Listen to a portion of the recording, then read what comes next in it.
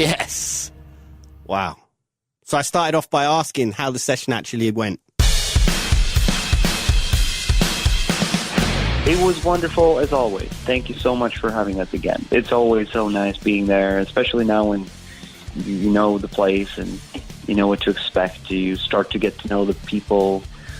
For us, I think it was a little bit of a boost because, and I'm saying us as in this current now lineup that has been more or less steady but added on, throughout the year. This is the first time, for some reason, we actually performed whilst recording.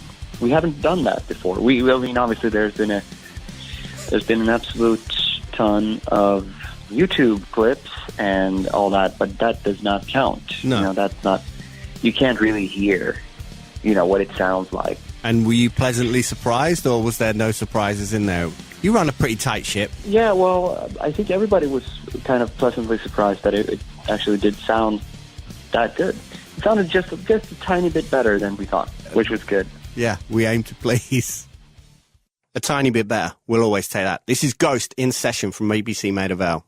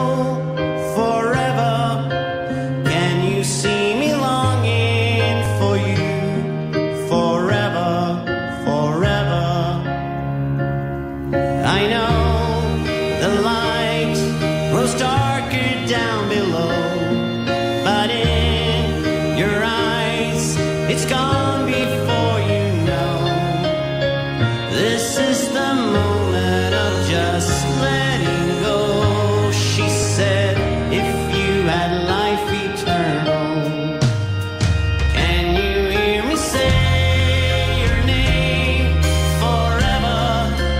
Can you see me longing for you forever, forever? And would you let me touch your soul forever? Can you see me longing for you forever, forever? We dance once more. I feel your hands are cold, but in your eyes, a story to be told. This is the moment of just letting go. This is the moment of just letting go. This is the moment of just letting go. This is the moment of just letting go. She said, can you hear me say your name forever? Can you see me longing for you forever, forever? And would you let me touch your soul forever? Can you see me longing for you forever and ever?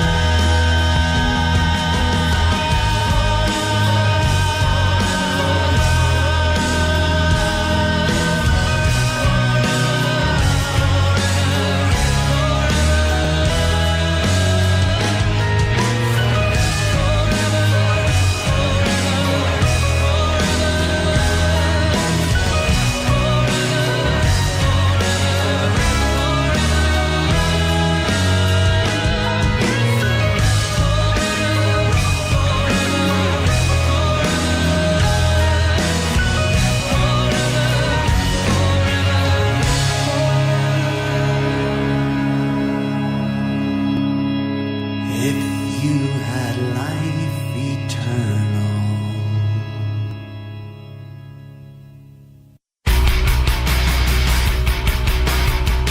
So, Ghost in Session. Should point out that this is the third time that I've been lucky enough to have them come into Maida Vale and record for the show. It's always ace. They always smash it out the park, as do the engineers. Big up Simon on this one in particular. It sounds amazing. But when I caught up with the Cardinal, I just asked him about that experience of doing those recordings there, because it is quite a special place. And it looks like we might lose it soon, so I'm glad we got to get them in there like one last time.